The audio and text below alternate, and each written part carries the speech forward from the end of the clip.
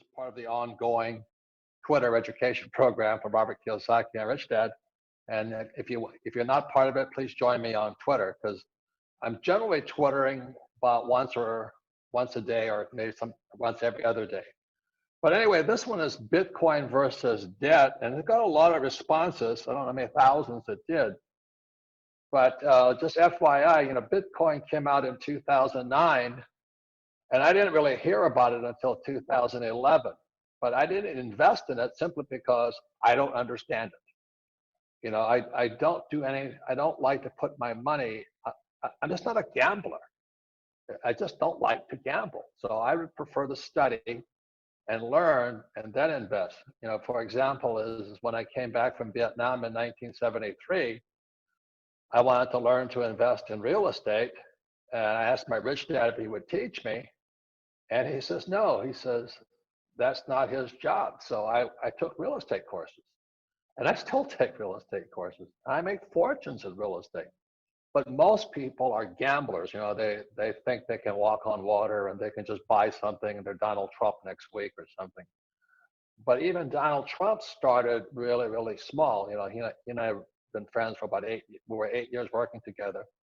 And he started off the same way I kind of did, working with his dad and learning how to construct and build and stuff like this. There's a lot of education goes into real estate.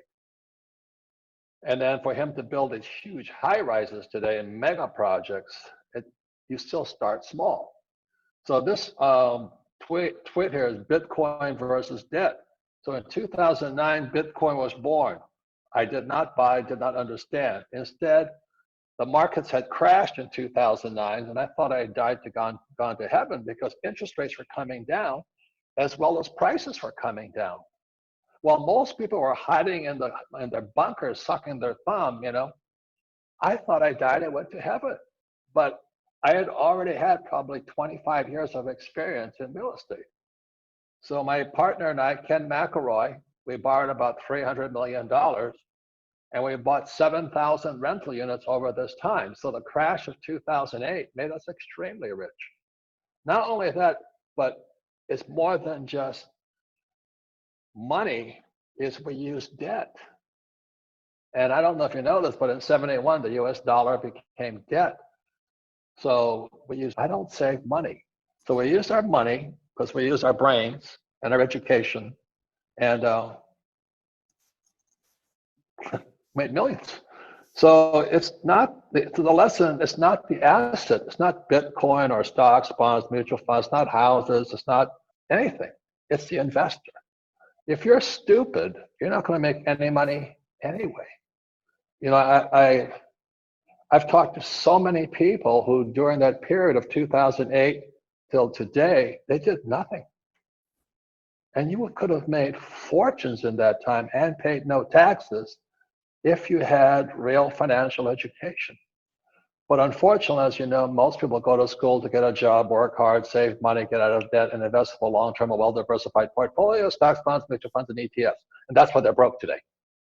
See, our schools are criminal operations. Many young people are going to school today on these student loans, which also came out in 2009, the same year that Bitcoin was invented. What happened in 2009 was Obama went to the banks and said, hey, give the kids all the money they want. The US government will back up your loans. So if you as a young person take out a loan, let's say for $100,000, and you don't pay it off, well, you're trashed, because you'll have a bad credit score for the rest of your life. But the bank's off the hook because the Fed will give them the money. And that's what's happening right now. And so that's why, I say it's criminal what the education system is doing by not teaching anybody anything about money. This is not that hard to do. So the most important thing is not the assets, not stocks, bonds, mutual funds, or ETFs, or real estate, or businesses, or Bitcoin. It's really you. It's you, the investor, that's going to make money. So that's why I recommend, study, choose your teachers wisely. Don't listen to stupid, poor teachers, please. A poor teacher will teach you to be poor. And one of the biggest tests to know if a teacher is rich or poor is ask them if they have a financial statement. And can I see your financial statement? See, the rich make a lot of money They use debt and they don't pay taxes. You can say that's not fair. It is fair because the laws are fair for everyone. But your education is what changes how you see the world. So if you believe in living debt free, as Dave Ramsey says, knock yourself out.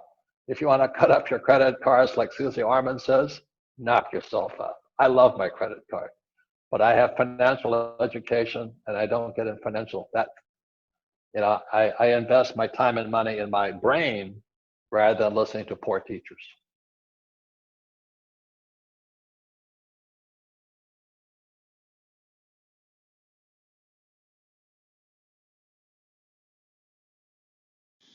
Hey, this is Dr. Barry. In this short video, I want to talk to you about the 7 signs that your vitamin D level might be low. Now, some of you may have already caught on to the vitamin D epidemic of low vitamin D in the US and Canada, but many of you have not, and that's what I want to talk about today. Vitamin D is a big deal. If your levels are low chronically, it can lead to suffering, early disease, and early death. And so we want to avoid those 3 things all we can. Now, if you already know about vitamin D and you take a good supplement, I bet you have friends and neighbors who do not know. Please share this with them on your social media. Email it to them. You can text them the link. You can share this in any number of ways to help me help even more people. Now, let's talk about the 7 signs that your vitamin D might be low. And I may even talk about what you can do to fix it at the end. We'll see. So, the number one for an adult, the number one sign that your vitamin D might be low is bone aches. Okay. If your bones ache, not your joints, but your actual bones themselves, that's actually, if your vitamin D is low, that's a condition called osteomalacia, which means painful bones. And when your vitamin D level is below 20 or 25, you can have osteomalacia or painful bones. This is a sign that your bones are starving for vitamin D. They're not being able to keep their bone density up where it needs to be. This is your bones yelling at you, hey, dummy, take some vitamin D or get out in the sun, right? So osteomalacia is a big deal. If you don't have enough vitamin D, it can actually lead to osteopenia and ultimately osteoporosis, which are brittle bones. And that's the condition that older folks have when they fall on the carpet and break their wrist. When you fall down on the carpet, you shouldn't break any bones. If you do, then you've been vitamin D deficient for a long, long time. So achy bones, that's sign number 1 that you may have low vitamin D. Sign number 2 is chronic fatigue. And I know, that's the sign of about 1,000 different possible conditions. But if you go see your doctor for chronic fatigue, one of the very first things he should check is a vitamin D25 level to see if your level's low. That's an easy fix. It's an easy catch and easy fix if he checks the right lab work. So chronic fatigue can be from low vitamin D. The next is if you have a fracture, a broken bone, from just a little bit of force. If you step off the curb and break your ankle, if you fall and break your wrist on carpet, right? If you just like fall off the couch and break your wrist, that's not normal. Human beings are made to bounce, not to break. And so I've seen so many patients in my office come for follow-up after they've been to the orthopedic surgeon for a broken wrist, just like this. I was leaning over to get something to pick it up off the floor and just fell off the couch and broke my wrist. That's not normal, okay? And the orthopedic surgeon did not check any blood work. So when I checked their vitamin D level, it would be 8 or 12, and it should be over 40, okay? So if you have a broken bone for no real reason, like if you're coughing a lot from bronchitis and you break a rib, that's not normal. That shouldn't happen. You probably have low vitamin D. If you have frequent, this is number 4, if you have frequent viral infections, like it seems like you have a cold every 10 minutes, right? Or you just have just repetitive infections way more often than your friends do, that could be a sign of low vitamin D because keeping your vitamin D where it needs to be can actually protect you from infection. If you have, number 5, if you have depressed mood, I don't mean, clinical depression. I'm talking about just depressed, kind of down in the dumps. That can be from low vitamin D. More and more research is coming out to show that vitamin D is very uninflammatory, both for your brain and for other body tissues. And so one of the things that you could have is a depressed mood if your vitamin D is very low. So part of the workup for depression when you go to your doctor should be some blood work, and within that blood work should be a vitamin D 25 level checked. And if it's low, it needs to be fixed. Number 6 is slow wound healing. If you get a cut or an abrasion and it seems like it just takes forever to heal, if it seems like you heal far slower than your friends and family, then you may have low vitamin D. Vitamin D is in charge of hundreds of biochemical reactions in your skin and in other parts of your body. And your skin just doesn't heal as effectively if your vitamin D is low. So that's another red flag that you may have low vitamin D. Number 7, it's kind of like number 1, but it's different. If you have muscle aches, just your muscles ache for no real reason. Now, if you walked 10 miles yesterday and that's the first time you've done that in years, it makes sense that your muscles would ache. But if your muscles ache all the time and there's no real reason for it, you may have low vitamin D. Obviously, there are other things that could be, so go see your doc and get a full lab panel and a full exam, but you may have low vitamin D. And something as simple as taking vitamin D3 every day could fix your achy bones and your achy muscles. Number 8 is basically if you live in the US and Canada, and this is a bonus, if you live in the UK, if you live in the US, if you live in Canada, if you live anywhere up in the higher latitudes, you don't get enough sun to make vitamin D, okay? And so my hierarchy, my solution for you if your vitamin D is low is to get more sun. If you can't do that, then you can get more vitamin D in a good ketogenic diet. If you're eating grass-fed butter, that has vitamin D. If you're eating the egg yolks from chickens who are able to run around in the yard and eat bugs and worms, those egg yolks have vitamin D3, right? So butter, and then if you're able to eat pork that's been pasture raised and actually was allowed to run around and eat grub worms and acorns and other good things and play out in the sun all day, that pork will have good vitamin D.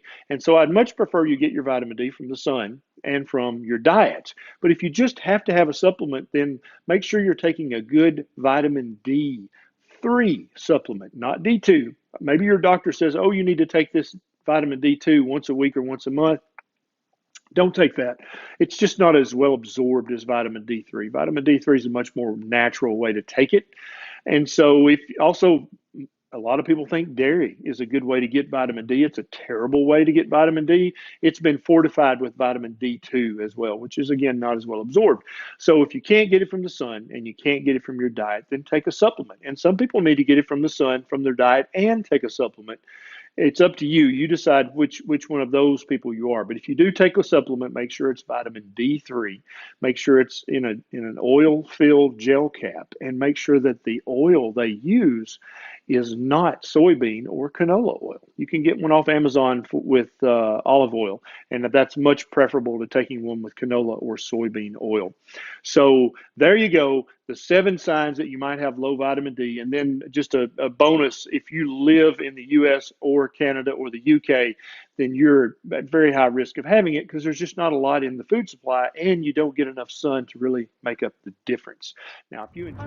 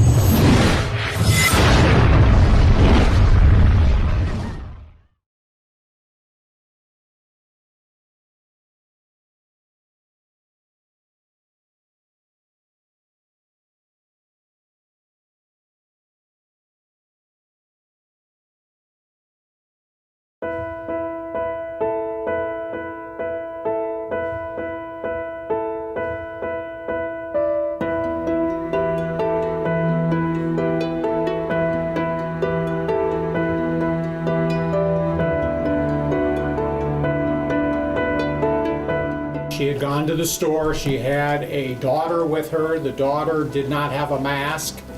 Charmel did have a mask, but the altercation ensued, and we believe she communicated with Larry Teague and Ramon Bishop, and they returned to the store, and the shooting occurred.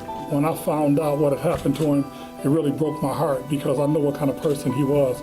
So I'm extremely happy that we have law enforcement here that are going to find these individuals, and I want to make sure that they be brought to justice because this was extremely senseless over a mask.